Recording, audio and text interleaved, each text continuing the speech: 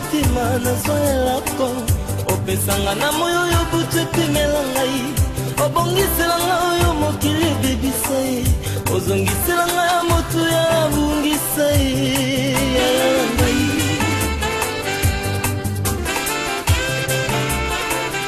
oyanolanga losambo nasala na bosana losambo sekremi yanopesi na miso ya bato oboyana mema likambo elekinga moto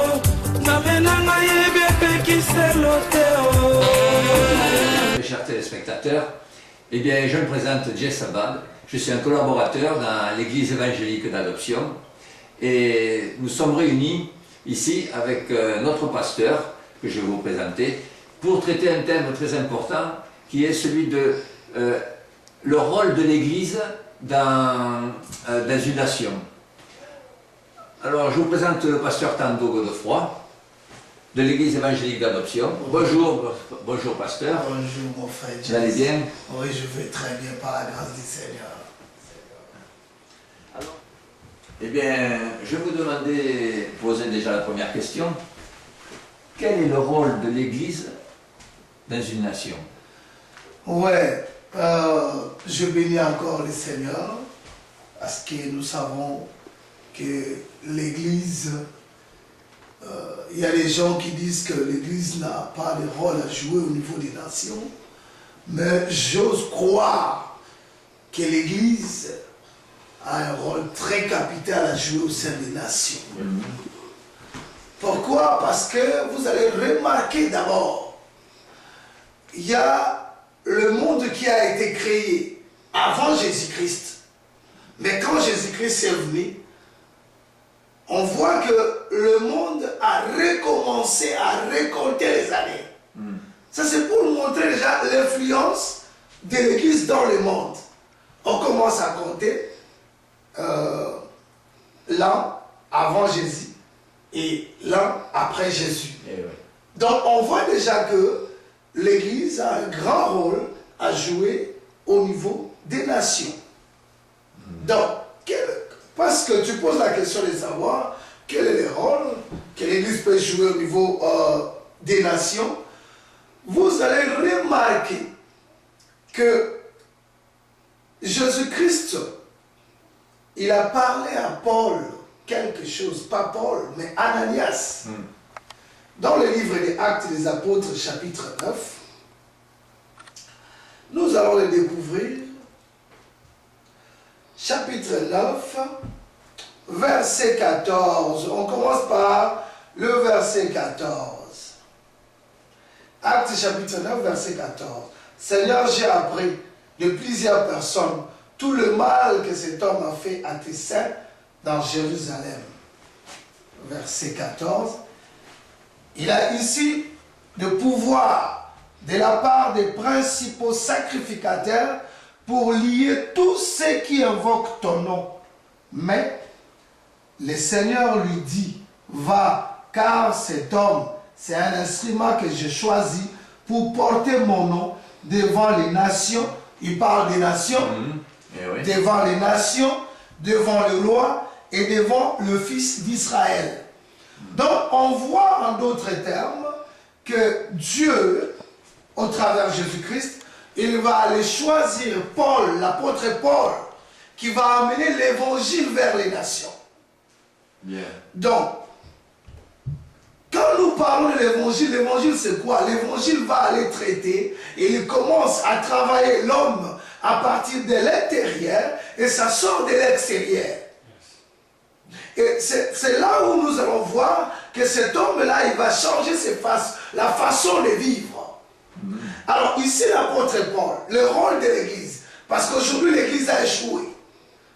Aujourd'hui l'Église, moi je peux dire que l'Église a échoué. Pourquoi je le dis? Parce qu'ici l'apôtre Paul, il a reçu la mission d'aller vers le roi, d'abord le nation, le roi et les fils d'Israël. Donc il y a trois catégories ici. Nous avons les nations. Bon, vous avez posé la question de savoir quel est le rôle de l'Église dans une nation. Dans une nation. Donc là on trouve que Christ parle des nations. Christ parle des nations, Christ parle des rois. Or, ceux-là qui conduisent les nations, ce sont les rois. Oui. Et là, Christ parle encore de fils d'Israël. Donc, vous allez remarquer aujourd'hui l'église catholique. Là où l'église catholique est située, c'est ça exactement l'église où ça devait être. Et ça, nous parlons de l'église qui prêche la pure parole. Je ne suis pas là pour critiquer les églises, mais je parle de l'église qui peut apporter la pure parole. Alors, aujourd'hui, vous allez remarquer que l'église a échoué dans la mission que le Seigneur lui avait donnée. L'église n'est plus capable d'aller vers les nations, l'église n'est plus capable d'aller vers le roi, l'église n'est pas capable d'aller vers les enfants d'Israël. L'église que nous sommes, c'est quelle église? C'est le corps de Christ. C'est l'église de Christ lui-même. Donc, qu'est-ce qu'on va découvrir? On va découvrir que l'église devait jouer l'influence dans le monde. Amen. Voilà pourquoi la Bible déclare, vous êtes le sel du monde. Vous êtes la lumière du monde. Pourquoi cela? Parce qu'il y a l'obscurité dans le monde. Et quand nous parlons du sel et nous parlons de la lumière, c'est l'influence. C'est-à-dire que l'église de Dieu devait avoir l'influence vis-à-vis des païens. Si tu comprends quelque chose? Tout à fait. Donc, l'église de Dieu aujourd'hui, nous sommes la lumière. Pourquoi la lumière? Là où il y a l'obscurité, quand la lumière arrive, il y a l'influence. Amen. C'est ça le rôle de l'église. C'est là où l'église a échoué. Oui, je comprends très bien. C'est-à-dire qu'à un niveau personnel, un chrétien, il doit avoir de l'influence dans son entourage. Mais à un niveau national, l'ensemble des chrétiens doit avoir une influence aussi sur la nation. Exactement. Je vais te compléter pour t'expliquer quelque chose. Israël était le peuple de Dieu. Et Israël, nous voyons là-bas, il y avait un roi qui était le roi David. Le roi David, mais il était le premier politicien. Oui. Et la Bible déclare qu'il y avait un prophète aussi. Son nom était Nathan. Mais David, il était un prophète, il était un politicien. Parce que David, il avait son armée. Et cette armée-là, qu'est-ce qu'il faisait? Mais il défendait leur nation. Donc David, il était un serviteur de Dieu. Oui, oui. Good. Donc maintenant, remarquez en Israël. En Israël, s'il y a un problème, il y a un roi qui veut aller à la guerre, un roi qui veut faire ceci. Qu'est-ce qu'il faisait, ces rois-là? Il s'est tourné vers les prophètes, demandait les conseils des prophètes.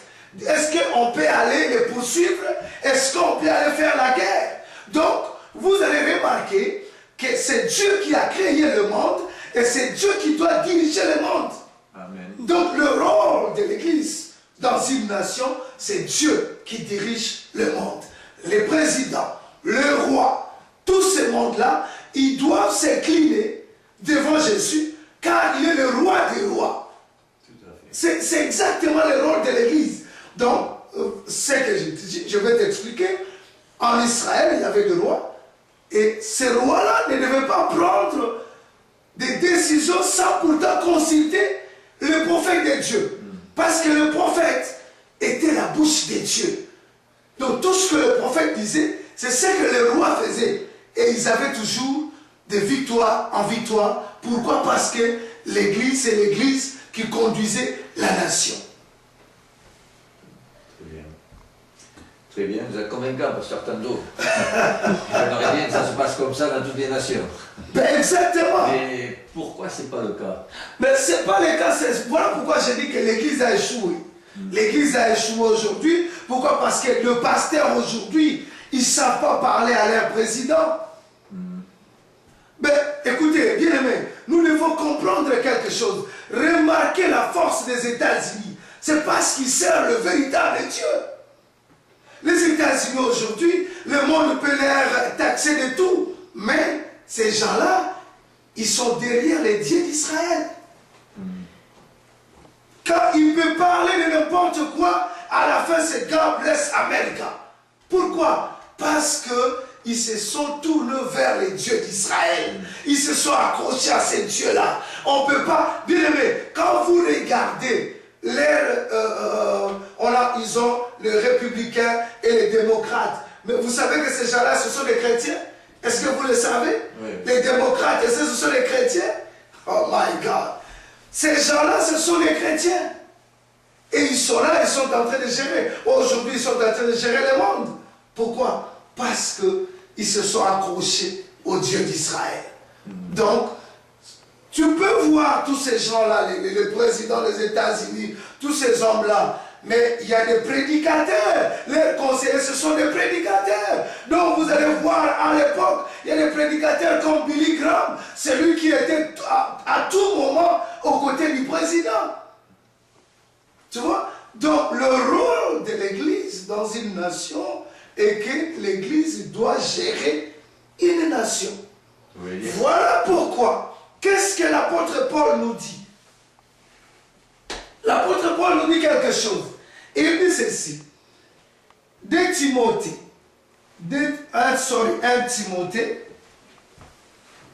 chapitre 2, à commencer par le verset 1. Il dit ceci. J'exhorte donc, avant toute chose, à faire des prières, des supplications, des requêtes, des actions de grâce pour tous les hommes. Oui. Pour tous les hommes. Donc ici, ça implique même les païens. Ça implique tout le monde. La Bible parle de faire des... Écoutez ça. J'exhorte donc, avant toute chose, à faire des prières, des supplications, des requêtes, des actions de grâce pour tous les hommes.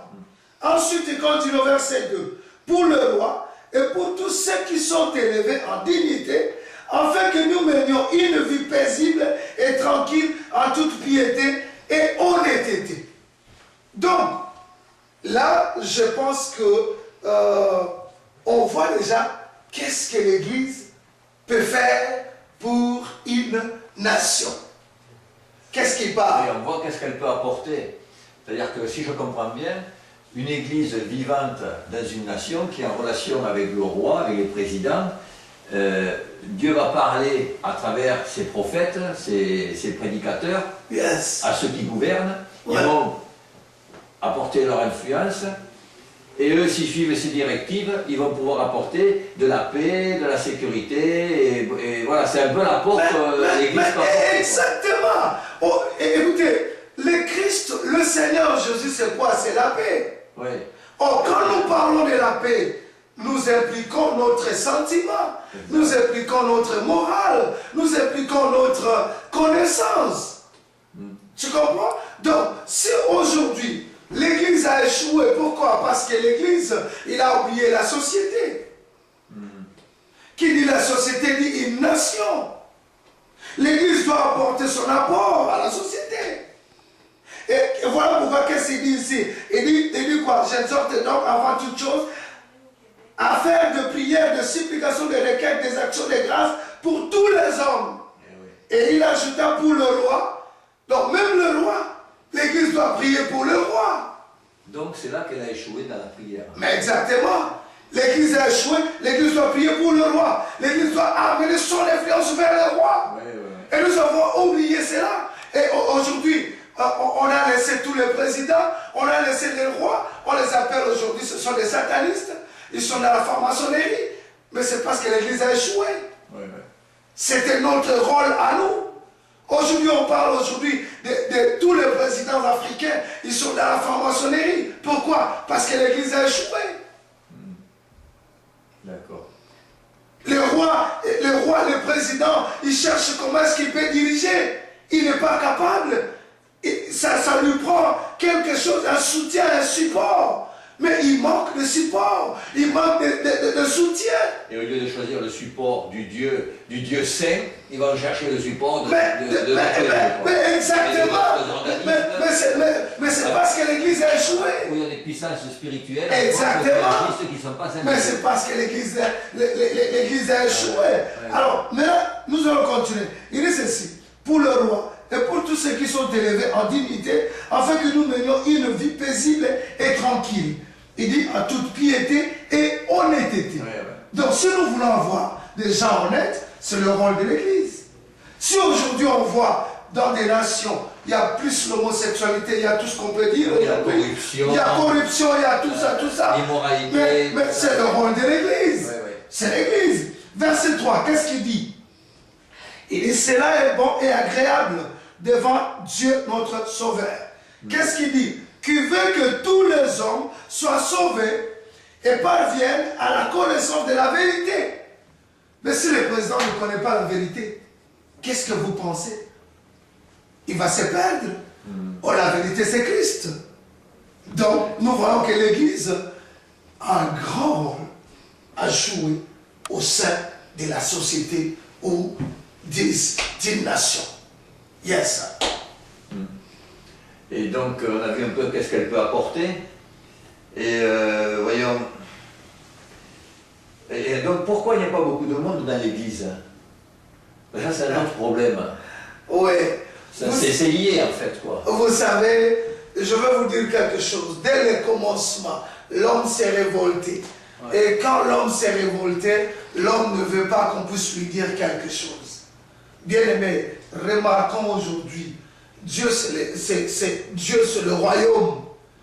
Dieu, aujourd'hui nous parlons de la démocratie, un exemple. La démocratie c'est pas mauvais, mais la démocratie c'est bien. Mais par contre, on dit que Dieu c'est un manipulateur. Tu comprends? Eh oui.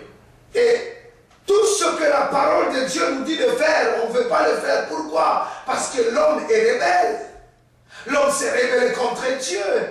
Alors l'homme, il a oublié que c'est Dieu qui l'a créé et que cet homme-là doit marcher conformément à la volonté de Dieu.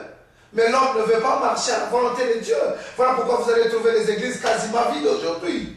Ça me fait penser qu'on critique souvent, les gens, le monde critique souvent le peuple juif, mais le peuple juif n'est qu'une image de ce que l'on est nous-mêmes. On est tous des rebelles. Le monde est rebelle. Exactement. Il n'y a que quand on va soumettre notre volonté à Dieu que Dieu va pouvoir agir dans notre vie. Exactement. Donc, c'est-à-dire que allez-y comprendre que nous avons un grand problème. Quel est le problème que nous avons aujourd'hui? L'homme ne veut pas assez qu'on puisse lui dire ce qui est la volonté de Dieu. L'homme veut marcher dans sa propre volonté. Comment je m'explique? L'homme ne veut pas qu'on lui dise ceci, cela. Non. Je vais vous donner un exemple aujourd'hui. Nous avons nos enfants qui sont ici. Nos enfants qui sont ici aujourd'hui. Ils grandissent ici. Et ces enfants-là, qu'est-ce qu'on va leur apprendre? On dit, oh même, écoute, si maman t'est frappé là, il faut venir lui accuser ici à l'église ou faire quoi? Non mais, cet enfant-là, il a besoin de l'éducation. Est-ce que tu comprends quelque chose, bien aimé? Oui, bien sûr. Cet enfant-là, la Bible même dit, il dit, qu'est-ce que la Bible nous dit? La Bible nous dit que l'enfant grandit avec la folie dans sa tête. Et la Bible nous demande, nous, en tant que parents, de lui corriger. Mais la nation aujourd'hui, ils te diront, non, c'est pas normal, tu ne peux pas corriger ton fils. Non, mais c'est pas normal, c'est mon enfant, je dois lui donner l'éducation. Et aujourd'hui, nous avons un problème. Ils utilisent quel mot qu'ils utilisent aujourd'hui? C'est la manipulation. Oh, maman veut me manipuler. Oh, tout le monde s'est manipulé. Manipulé partout, on parle de la manipulation. Mais bien aimé, mon fils, il a 3 ans, il a 4 ans. Il veut aller toucher le feu. Est-ce qu'il faut que je lui laisse aller toucher le feu? Non, bien sûr. Mais si j'interdis à cet enfant de ne pas toucher le feu, il dit, oh, papa est en train de me manipuler, je ne comprends pas là, et il va aller m'accuser, on va m'arracher cet enfant-là. Oui, vous dégrossissez, mais... Donc, en d'autres termes, l'homme veut marcher de sa propre volonté. Or, Dieu, il veut à ce que nous puissions marcher dans sa volonté. Tu comprends, bien-aimé? Voilà pourquoi l'homme, il s'est rébellé, il ne veut plus rien savoir de l'Église. Et les gens peuvent dire, mais il y a des pasteurs qui font ceci, il y a, bien-aimé, qui est celui-là qui est parfait si ce n'est pas Christ Jésus? Tout à fait. On parle aujourd'hui des pasteurs, le pasteur a fait ceci, le prêtre a fait ceci, mais bien-aimé, David, Dieu l'appela l'homme selon mon cœur. Mais un jour, David, il était quelque part, il a tombé, bien-aimé. Mais quand David a tombé, qu'est-ce qu'il a fait? il s'est repenti devant l'Éternel. Et l'Éternel l'a restauré encore. Donc nous aujourd'hui, nous ne voulons plus les églises parce que le pasteur a fait ceci. Mais le salut est individuel. Mais pourquoi toi tu veux juger le pasteur? Toi tu sais si ce pasteur-là ira en enfer? On ne sait jamais. Or la Bible déclare que vous les reconnaîtrez par leurs fruits. Si je vois un prêtre, si je vois un pasteur qui a fait du mal, mais ça c'est l'affaire du pasteur, ce n'est pas mon affaire. Je ne peux pas abandonner mon Dieu à cause du pasteur. La Bible dit, il n'y a rien qui pourra me séparer de l'amour de Dieu. Alléluia. Donc aujourd'hui, il y a beaucoup de gens qui ne veulent pas aller à l'église, c'est parce que les pasteurs avaient fait ceci, les prêtres avaient fait ceci. Non. Il n'y a pas de lien, bien aimé. Le pasteur, c'est un homme. Il a des faiblesses. Il peut tomber, mais Dieu ne tombera jamais. Amen. Le pasteur peut tomber, mais Dieu ne tombera jamais. Un homme doit toujours tomber parce qu'il est un homme. Mais Dieu ne tombera jamais. Si un homme ne tombe pas, les hommes vont commencer à l'adorer. Voilà pourquoi vous allez remarquer. Dieu a fait Moïse Dieu devant Pharaon. Et quand Moïse était mort, il n'y a pas personne qui a vu le tombeau de Moïse. Pourquoi? Parce que si Israël pouvait voir le tombeau de Moïse, il allait adorer Moïse. Donc un homme ne peut pas être parfait. Non. Sinon c'est seulement Christ qui est parfait. Et nous avons des faiblesses. Et le plus aussi, c'est que si on est parfait, on tombe dans l'orgueil. Et l'orgueil, qui est le père de l'orgueil? C'est Satan. Donc quand on marche avec l'orgueil, si je comprends bien, c'est le problème de tout ce que vous décrivez, c'est le problème de l'homme, leur père c'est Satan. Exactement. C'est ce que dit la Bible. Donc vous allez remarquer, aujourd'hui nous avons, parce que la question était, les églises sont quasiment vides. Eh oui. Aujourd'hui, le peuple de Dieu marche avec le nom des serviteurs de Dieu dans leur bouche. Oui. Mais bien aimé, que le serviteur de Dieu ne puisse pas t'empêcher à adorer l'Éternel. Il y a eu un roi en Israël, Akab, il a conduit Israël dans le péché. Mais il y a eu un serviteur qui s'est levé, il a fait détourner, il a ramené le cœur de père envers le cœur des enfants envers leur père et le cœur de père envers les enfants. C'est-à-dire, en d'autres termes, nous avons toujours intérêt à restaurer la parole de Dieu. Mais les gens ne peuvent pas dire, moi j'irai prier à l'église parce qu'un tel pasteur a fait ceci, un tel là a fait ceci. Non, non, non, non, non, c'est pas ça.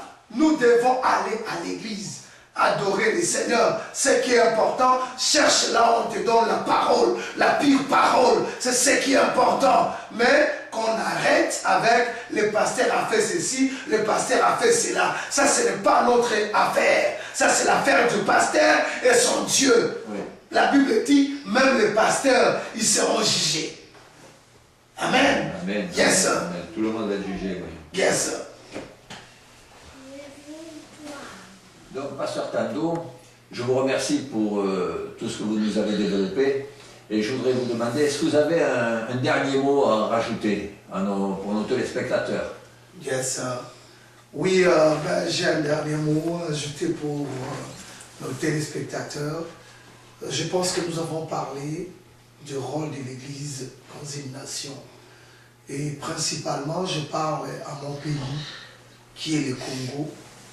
Je veux m'adresser à tous les enfants de Dieu ou tout celui qui est congolais. Je veux vous dire ceci. Qu'on ne vous trompe pas que les hommes de Dieu ne peuvent pas faire la politique. Un bon politicien, c'est celui qui attend les sons ou la voix de l'Éternel. Amen. Parce que l'Éternel est en train de lui diriger. Un bon politicien, c'est celui qui reçoit les directives de l'Éternel. Si vous voyez, quand les autres parlent de la science de la politique, les autres, comme les États-Unis, qu'est-ce qu'ils parlent pour eux, pour la politique? Ils parlent, ils voient que leur politique va changer leur société. Et l'Église est là aussi pour changer nos sociétés. Donc, moi je pense que pour les hommes de Dieu, nous sommes les hommes de Dieu, du Congo principalement. Je sais qu'il y a beaucoup des hommes de Dieu qui ont déçu les Congolais, mais moi je mérite tout simplement vous dire que ce n'est pas tout le monde auquel on fraîchit les genoux devant Baal. Il y a encore des hommes de Dieu qui sont encore fidèles, ils craignent l'Éternel, et ils sont capables à relever le défi que le Congo est en train de traverser pour l'instant. Merci bien, que le Seigneur vous bénisse et que le Seigneur bénisse notre pays, le Congo. Amen. Merci bien, Pasteur Tando. Donc, chers téléspectateurs, comme je vous ai dit au début, nous faisons partie de l'Église évangélique d'adoption. Et si quelques-uns parmi vous veulent se rejoindre, veulent en savoir plus, ils peuvent venir au 4264 à rue Saint-Félix, au Cap Rouge. C'est là que nous nous réunissons tous les dimanches matins à 10h. Et aussi le mercredi soir à 19h et le vendredi soir à 19h. Le numéro de téléphone, vous pouvez prendre note. De toute manière, vous le verrez après sur l'écran, ça va apparaître. C'est le 418 522 65 55. Je répète, 418 522 65 55. Voilà, et bien vous serez bienvenus dans notre assemblée et vous apprendrez à connaître Jésus et à prier en conséquence pour qu'il y ait vraiment une manifestation dans votre vie, dans votre entourage et dans cette nation. Car le but, c'est que la nation change. Que le Seigneur